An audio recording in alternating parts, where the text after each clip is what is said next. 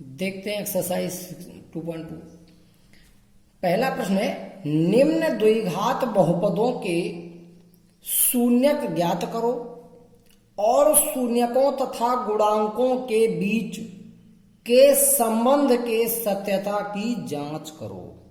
एक तो आपको बहुपद के शून्यक ज्ञात करना है, दूसरा शून्यकों और गुणांकों के बीच जो संबंध होते हैं जिनके हमने सूत्र आपको लिखवाए हैं, याद करने को भी कहा था, उनके बीच जो सत्यता है वो उसकी जांच करनी कि ये संबंध सही है या गलत है। तो चलिए सबसे पहले हम आपको थर्ड पार्ट बताएंगे। 6x² - 3 - 7x ये बहुपद है, हमें इसके शून्यक ज्ञात करना है और इसके शून्यकों और गुणांकों के बीच जो संबंध होता है उसके सत्यता की जांच करनी है। बच्चों सबसे पहले तो हम इस बहुपद को व्यापक रूप में लिखेंगे, मानक रूप में, माने घात के घटते क्रम में। तो 6x² माइनस में अब 7x आएगा और लास्ट में माइनस का 3। बच्चों अगर किसी बहुपद के शून्यक ज्ञात करना हो तो सबसे पहले बहुपद को 0 के बराबर रखना पड़ता है। तो हम इस बहुपद को 0 के बराबर रखें तो 6x² - 7x - 3 = 0 रखने पर, इसे 0 के बराबर रखने से हमें एक समीकरण प्राप्त हो गया। हमें समीकरण को हल करके x के मान ज्ञात करने हैं, वही x के मान हमारे बहुपद के शून्यक होंगे। बच्चों इस समीकरण को हल कैसे करेंगे ये अभी आप लोग आगे चौथे चैप्टर में पढ़ेंगे भी। द्विघात समीकरण में ये द्विघात समीकरण बन गया है, इसको हल करने की 3 विधियां हैं, मगर यहां पर हम आपको केवल एक विधि बताएंगे, वो भी गुणनखंड विधि। हमें इस बहुपद 6x² - 7x - 3 को के गुणनखंड ज्ञात करने होंगे। ये गुणनखंड कक्षा 9 में आप लोगों को बहुत अच्छे से पढ़ाए जाते हैं। कहा जाता है कि सबसे पहले इस वर्ग पद के गुणांक का अचर पद में गुणा करो। तो 6 तिया 18, ये बन गए 18। 18 के 2 गुणनखंड करो, घटाने पर 7 प्राप्त हो जाए तो 9 और 2 गुणा करो 18 हुआ, यानी ये 18 के गुणनखंड है। अगर घटाया जाए तो 7 प्राप्त होगा। तो जहां पर 7 लिखा है वहां ब्रैकेट लगाकर क्या लिख देंगे, 9 - 2। 6x² - 7 की जगह 9 - 2, बाहर x है, माइनस का 3 है, बराबर 0। बच्चों अब ये ब्रैकेट हटाएंगे तो इधर से माइनस का अंदर गुणा होगा, इधर से x का। तो 6x² माइनस का 9 का गुणा x में 9x, माइनस गुणा माइनस प्लस 2 का x में 2x और माइनस का 3 बराबर 0। अब ये 4 पद हो गए, 2 पदों से कॉमन लेकर गुणनखंड हो जाएगा। पहले 2 पदों में 3 कॉमन है और दोनों में x कॉमन है। 3 दूनी 6, 2 बार भाग चला गया, वो x का भाग x² में x बचा, माइनस लगा है तो माइनस, 3 तिया 9 और x से x कैंसिल, ब्रैकेट बंद। अब यहां अगला चिन्ह प्लस है तो प्लस आ जाता है, माइनस हो तो माइनस आ जाता है। इन दोनों में कुछ कॉमन नहीं है, कुछ ना हो तो एक कॉमन लेना पड़ता है। अब बचेगा जो कहते हो 2x - 3 = 0। बच्चों इन दोनों में अब क्या कॉमन है, अब है 2x - 3 जो दोनों में कॉमन है। यहां भाग दोगे ये कट जाएगा, बचेगा 3x, इसका इसमें भाग दोगे ये कट जाएगा, बचेगा प्लस का 1, ब्रैकेट बंद, = 0। यानी हमने गुणनखंड ज्ञात कर लिए। गुणनखंड आए 2x - 3 और 3x + 1। इन गुणनखंडों का गुणनफल 0 है। बच्चों याद रहे, 2 संख्याओं, 2 बहुपदों या 2 गुणनखंडों का गुणनफल 0 तभी संभव है जब इनमें से कम एक 0 हो, चाहे पहला गुणनखंड 0 चाहे दूसरा। हमें यहां पर पता नहीं होता कि कौन सा 0 के बराबर हो सकता है, तो हम इनमें से प्रत्येक को अलग अलग 0 के बराबर रख देते हैं तो हम पहले गुणनखंड को 0 के बराबर रखेंगे, 2x माइनस 3 इक्वल 0। एक बार हम दूसरे गुणनखंड को 0 के बराबर रखेंगे तो 3x प्लस 1 इक्वल 0।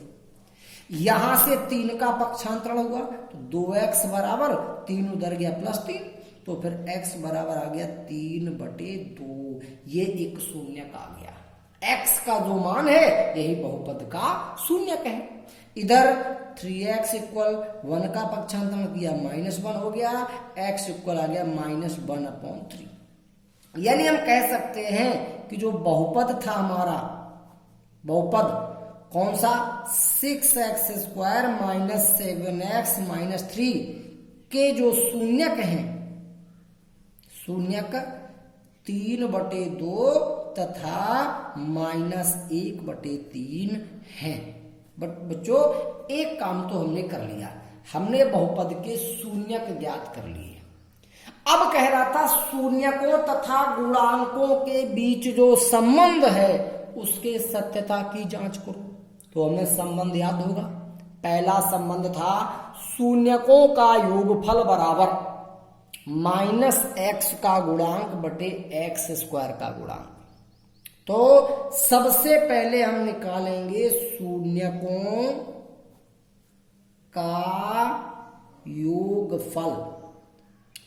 शून्यक हमारे 3/2 और -1/3 है, तो 3/2 और प्लस माइनस का 1/3 ये शून्यक है, ये इनका योगफल निकल रहा है। बच्चों 3/2 ये प्लस गुणा माइनस माइनस 1/3 हो गया। इनको लासा लेके हल कर लो, शॉर्टकट मेथड लासा का। 3 का गुणा 3 में किया 9, माइनस लगा तो माइनस, 2 का 1 में गुणा किया 2/2 का 3 में किया 6। ये हो गया शॉर्टकट लासा का मेथड। 9 में से 2 घटाया 7 और बटे 6, ये आ गया शून्यकों का योगफल। बच्चों शून्यकों का योगफल संबंध में LHS में लिखा था, RHS में लिखा था -x का गुणांक बटे x² का गुणांक। तो अब निकालो -x का गुणांक और बटे x² का गुणांक, ये कितना है।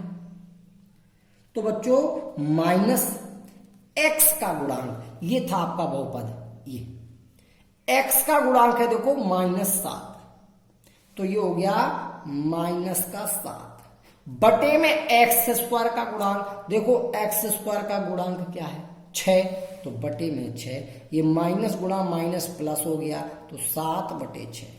आपने देखा कि शून्यकों का योगफल आया 7/6, -x का गुणांक बटे x² का गुणांक भी आया 7/6। तो हम कह सकते हैं कि शून्यकों का योगफल जो है वो -x का गुणांक बटे x² के गुणांक के बराबर, देखो दोनों बराबर हैं। तो हम लिख सकते हैं अतः शून्यकों का योगफल बराबर -x का गुणांक और बटे x² का गुणांक। ये जो संबंध है ये कैसा है, ये सत्य है। ये बात हमने जांच कर ली है। बिल्कुल इसी प्रकार से हम दूसरे संबंध की भी जांच कर सकते हैं। दूसरा संबंध है शून्यकों का गुणनफल बराबर अचर पद बटे x² का गुणांक। हम पहले शून्यकों का गुणनफल निकालेंगे, फिर हम अचर पद बटे x² के गुणांक का मान निकालेंगे। अगर दोनों बराबर आ जाएं तो लिख देंगे ये दोनों बराबर हैं, ये बात सत्य है। इस प्रकार से हम इसका सेकंड भाग भी कर लेंगे, यानी दूसरे संबंध की सत्यता की जांच भी कर लेंगे।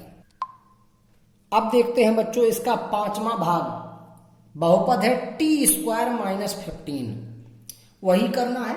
सबसे पहले हमें शून्यक ज्ञात करना है, इसके बाद हमें शून्यकों तथा गुणांकों के बीच जो संबंध होगा उसके सत्यता की जांच करनी है।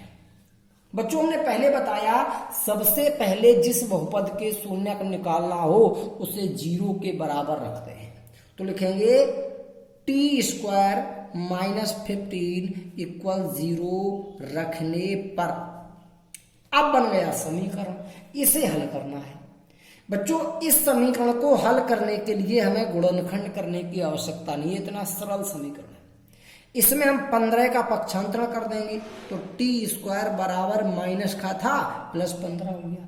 हम दोनों पक्षों का वर्गमूल ले लेंगे, टी स्क्वायर का वर्गमूल टी, इसका वर्गमूल आएगा प्लस माइनस रूट 15। क्योंकि 15 का कोई वर्गमूल आता नहीं है तो रूट लग जाएगा। जिस संख्या का वर्गमूल ना आता हो लेना हो तो उस पर रूट का चिन्ह लग जाता है। तो t बराबर प्लस माइनस रूट 15, ये इसके मूल आ गए, ये t के मान आ गए। t के कितने मान आए? 2 मान, एक प्लस का रूट 15, एक माइनस का रूट 15। तो लिखेंगे अतः बहुपद t स्क्वायर माइनस 15 के जो शून्यक हैं प्लस माइनस रूट 15 हैं, ये आपके दोनों शून्यक आ गए, एक प्लस का रूट 15 और एक माइनस का रूट 15। अब कह रहा था कि शून्यकों और गुणांकों के बीच जो संबंध है उसके सत्यता की जांच। तो बच्चों हम इसमें दोनों संबंधों की जांच करके दिखा देते हैं। पहला था संबंध शून्यकों का योगफल बराबर माइनस एक्स का गुणांक बटे एक्स स्क्वायर का गुणांक। लेकिन यहां आपका बहुपद चर x में नहीं है, चर t में है। तो अब तुम्हें जहां x का गुणांक बोलते थे वहां t का गुणांक बोलना पड़ेगा। तो संबंध बनेगा शून्यकों का योगफल बराबर माइनस t का गुणांक बटे t स्क्वायर का गुणांक। तो लेफ्ट साइड में लिखा था शून्यकों का योगफल, शून्यकों का योगफल। बच्चों शून्यक कौन कौन है? प्लस रूट 15 माइनस रूट 15 जोड़ दो, एक तो रूट 15 प्लस का है और प्लस एक रूट 15 माइनस का है। माइनस की प्लस की समान संख्याएं हैं तो जोड़ने पर क्या आता है? 0, यानी शून्यकों का योगफल आ गया 0। अब निकालते हैं माइनस टी का गुणांक बटे टी स्क्वायर का गुणांक। बच्चों माइनस टी का गुणांक देखें आप, इस बहुपद में कहां है टी? टी है ही नहीं, ये है टी स्क्वायर है, टी नहीं है। और हमें चाहिए टी का गुणांक। तो जब किसी बहुपद में टी ही नहीं है और टी का गुणांक चाहिए तो गुणांक 0। ध्यान रहे बच्चों, जिस राशि का गुणांक चाहिए अगर वो राशि ही नहीं है तो गुणांक 0। अगर राशि है लेकिन उसमें गुणांक नहीं है तो गुणांक 1। जैसे इसमें t होता मगर इसमें गुणांक ना होता तो गुणांक 1 होता। और अगर t ही नहीं है तो गुणांक 0। तो यहां पर t का गुणांक 0 और बटे टी स्क्वायर का गुणांक, टी स्क्वायर तो है गुणांक नहीं है तो 1, तो यहां पे 0। आप लोग सोच रहे होंगे माइनस कहां चला गया? माइनस का 0 था। तो बता दें कि 0 ना तो धनात्मक होता है ना ही ऋणात्मक, ना इसमें माइनस चिन्ह लगाने की आवश्यकता है ना ही प्लस। आपने देखा शून्यकों का योगफल 0 आया, माइनस टी का गुणांक बटे टी स्क्वायर का गुणांक भी 0 आया। तो हम कह सकते हैं कि शून्यकों का योगफल जो है वो माइनस टी का गुणांक और बटे टी स्क्वायर का गुणांक इसके बराबर आया है। आया बराबर। ये बात जो बराबर आई है कैसी है? सत्य है। माने ये बराबर है, ये बात सही है क्योंकि ये भी 0 है, ये भी 0 है। तो एक संबंध तो हमने जांच कर लिया, ये संबंध सत्य है। दूसरा संबंध शून्यकों का गुणनफल। पहले में योगफल था, दूसरे में गुणनफल। पहला शून्यक था प्लस रूट 15 गुणा, दूसरा है माइनस में रूट 15। गुणा कर दो, प्लस गुणा माइनस माइनस 15 रूट 15 गुणा रूट 15 15, यानी माइनस का 15 आ गया। ये तो शून्यकों का गुणनफल आ गया। अब इसका जो संबंध का आरएचएस होता है वो होता है अचर पद बटे टी स्क्वायर का गुणांक। तो अचर पद देखिए, बहुपद में अचर पद बहुपद है टी स्क्वायर माइनस 15, इसमें अचर पद है माइनस 15, जिसमें चर राशि टी नहीं हो तो वो 15 है माइनस का, तो माइनस का 15 और बटे टी स्क्वायर का गुणांक, टी स्क्वायर में कोई गुणांक नहीं है तो फिर 1, तो ये आ गया माइनस 15। आप लोग देख रहे होंगे शून्यकों का गुणनफल माइनस 15 है और अचर पद बटे टी स्क्वायर का गुणांक भी माइनस 15, मतलब ये दोनों कैसे हैं बराबर, तो शून्यकों का गुणनफल बराबर अचर पद बटे टी स्क्वायर का गुणांक, ये बराबर है। ये बात कैसी है, सत्य है, ये भी ऊपर हमने प्रूफ की है। बच्चों इसी प्रकार से इस एक्सरसाइज में पहले प्रश्न के और शेष भाग हम लोग घर पे करेंगे। ध्यान रहे कि ये सारे प्रश्न लगभग एक जैसे हैं, सबके प्रश्नों के हल हम लोग घर पे करेंगे। धन्यवाद।